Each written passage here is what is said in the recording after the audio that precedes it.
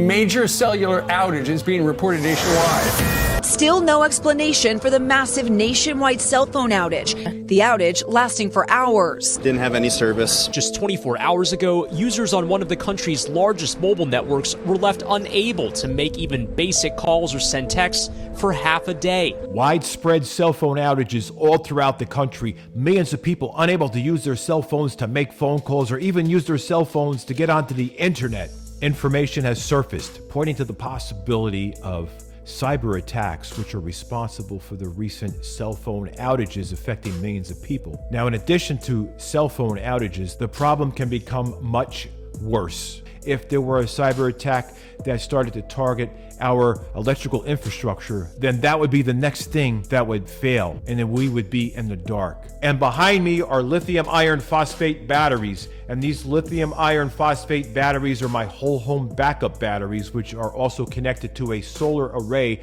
on my roof. So I have solar panels and I have the batteries. So the solar panels charge up the batteries, and my solar panels produce at least twice that amount of energy. And I only use a fraction of that every day. So I fully rely on my system, which is off grid. That means I don't have to worry about whether or not the utility company is providing me with power, because I constantly have power running everything in my house 24/7, 365 days out of the year. Now, not only that, there has been a history of our water supply being affected by cyber attacks. And not only do cyber attacks cause these things to happen, there are other things that can also be responsible for the recent outages of the cell phones that we were dealing with across the country. Now, there were some reports that one of the major cell phone carriers were having some issues with a reboot, and it was a software and a technical glitch that resolved itself after a while, but it left millions of people without any access to the cellular network. Now, the cellular network relies on many factors, including fiber optics, radio communications, and satellites that are orbiting the Earth. Now, if any of those things cease to work properly, then cellular communications can come to a halt. Now, there are other things that can interfere with cellular communications and our power grid and our water supply, and anything that involves radio communications, digital communications, telecommunications,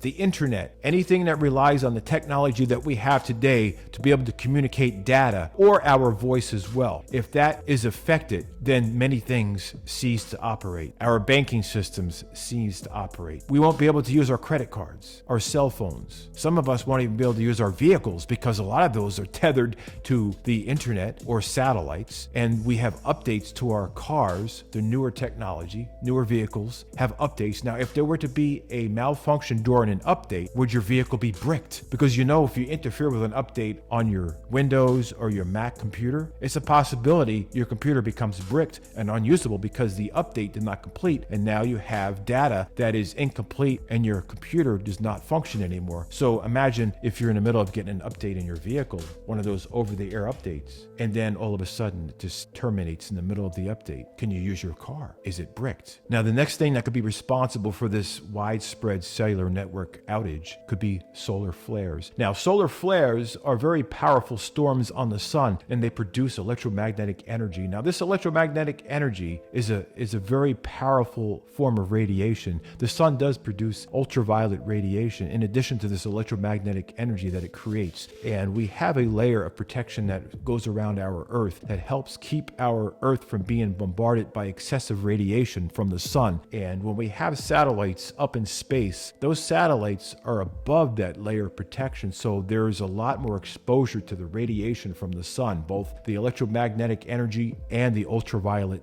energy that comes from the sun. So it's almost like being near a microwave that's open, or inside a microwave. So there's intense radiation that is hitting the satellites up in space. Now, with that intense radiation, things can get complicated if it exceeds the threshold of the satellite's handling capacity. Now, say if a satellite can handle so much energy or interference, electromagnetic forces around it, or the radiation, once it hits its limits, it can start to malfunction, or completely stop functioning, or just completely cease to function. Now, this technology was built to withstand a lot of radiation. Considering that it's in space, above the protection, above that layer of protection, we know that it's going to be bombarded with a lot of radiation. And with these intense solar flares that we have been experiencing lately, there's a possibility that these solar flares could exceed the level of intensity that these satellites can handle. So the radiation, the electromagnetic energy can exceed the handling capacity of these satellites and cause them to be destroyed. And then in turn, our communications on Earth cease to work. Internet, cell phones, electricity that it relies on the grid, that relies on telecommunications, relies on radio communications, fiber optic networks, satellite communications. All of these are linked together. When one piece of the puzzle doesn't work, then it puts a greater load on another part of the puzzle. And some things just don't work at all unless they all work together. Especially communicating in different parts of the world, we need to have all these pieces of the puzzle put together in our infrastructure to make it work out. Now, with the technology that we have today, we've come a long way. Years and years ago, we had analog communications when it came to cell phones, but now we have digital communications, so they're more secure when it comes to our data, our privacy. But the thought that somebody can infiltrate that and be able to access information from your phone, eavesdrop, hear what you're saying. So with all the technology, we have become dependent on satellites in radio communications. Now I have a room full of radios and I'm able to communicate all around the world. And at night on the HF band, which is high frequency, and also on the low frequency bands, you can hear a lot of static and interference. And if you turn on your AM radio, especially during the day, you're going to hear a lot of static. You're going to hear a lot of surges of static as well.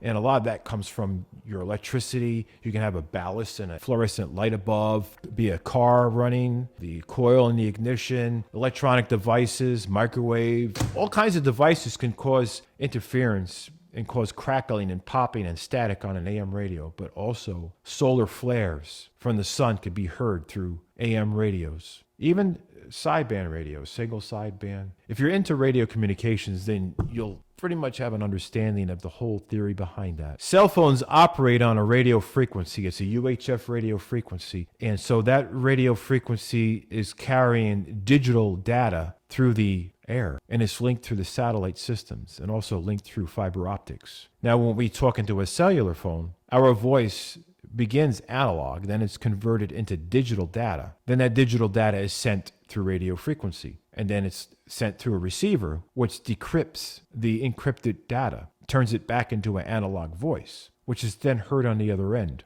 Now, when it's cyber attack, somebody's able to intercept that. Somebody's able to interfere with that. Somebody's able to shut that down. And somebody can also inject in something very harmful, such as a virus or anything, and cause a malfunction that could continue to carry on and possibly take a whole network down and cause it to be irreparable. I noticed that I did not have any cell phone service. I had the big SOS. So I decided to drive my car and drive around and see if I can reach another tower. And the problem just followed me. Then I realized that this is not just isolated to one cellular tower. This is something bigger. Now, the other concerns are if you have a newer vehicle that's tethered to the internet or satellite system, what happens when you're driving somewhere on a road trip and something happens, such as a cyber attack or a very intense solar flare? Are you going to be stuck somewhere on the side of the road because your vehicle starts to malfunction? Just think about EMPs, how EMPs can cause things to malfunction or destroy technology as we know it. The sun can do the same kind of damage with those solar flares. So if it's not solar flares we got to worry about, then it's some kind of cyber attack. So it's either the act of some malicious person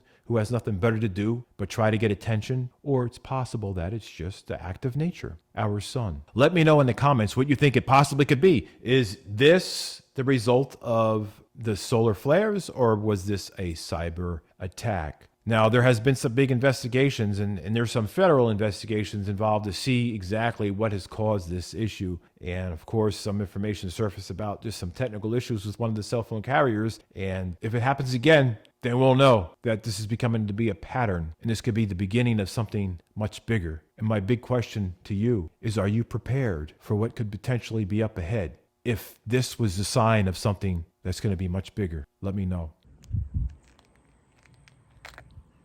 So this is a lot of energy that's being stored from the sun. And so if there was ever a power outage in my community, I would never know. So that's one of the big concerns when it comes to our technology. The concern is, how secure is our technology? Can it be compromised? Can somebody attack the system, hack into the system, and render it useless. You have to have a backup plan.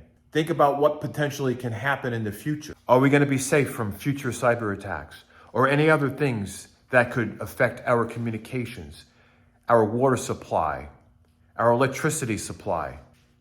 To be off the grid totally, then you would need to have well water, have battery backup, solar power. Solar power could be good for 25 to 30 years, no problem, but it can go beyond that. As far as battery backup, you might get a good 15 years out of backup batteries. After that, degradation takes place. Then you're not able to store as much energy as the years go by past that point, but you're still able to make use of it. And now these are lithium iron phosphate batteries. So these are much safer to have in your house instead of having lithium ion batteries that could potentially burst in flames due to thermal runaway. And then there's no way to control that fire once it has established, because it takes one cell, like a domino effect, and then 1, 2, 3, and then they just all go. And then putting out a fire with water would be the biggest mistake. But with these lithium iron phosphates, they are much safer. So that's why I have them in my garage. And I once had a Tesla, but that's a whole other story. But the vehicle I have now, I don't want to really share what it is, but it does rely on technology. It does rely on the cellular network for updates.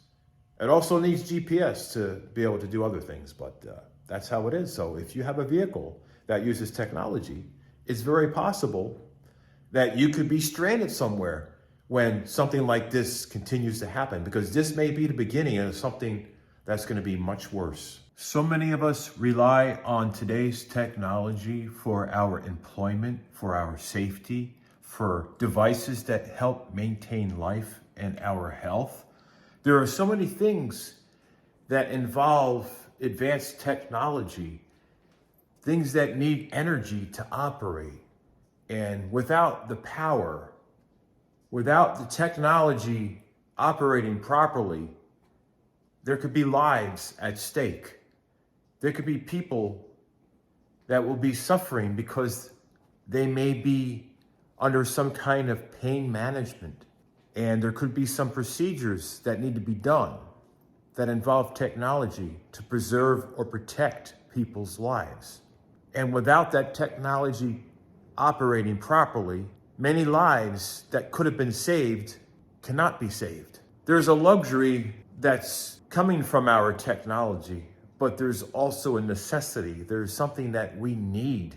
If we can go back hundreds of years, things are so much different, but you also notice that our lifespan was not as long as it is today. Considering that we are up against so many more things, and there's a lot of unhealthy things that are happening as far as diet, and I notice there's a lot more fast food consumption, and people are just living in the fast lane life where they don't have time to have home cooked meals, and they're in a hurry to go to work, they're in a hurry to do this and that, and they put their nutrition behind them, and it's like not on the list of priorities. So with our technology and advancement in the medical treatment that's available, we're able to prolong lives and cure diseases and be able to have a better preventative maintenance system that's operating now. So there's so many different things that are so much better because of technology. Transportation utilizes the technology that we have. Going across the country, flying here and there, it all involves the technology. And so my concerns are if some powerful EMP takes out our technology, or some powerful solar flares from the sun destroy our satellites, or if there are cyber threats or cyber attacks, all these things that could affect our technology could set us back and cost many people their lives. So this is something that we should all take seriously and prepare yourself for the unexpected. Prepare yourself for what could be lying ahead, because we cannot predict the future. We don't know what's going to be happening tomorrow or next week or years ahead. We can only be prepared for it by planning ahead, by doing the things that can keep us from being blindsided from whatever may happen in the future. I try to make my home future-proof with the technology, and I wanted to make sure that I had power, that I could be able to run my home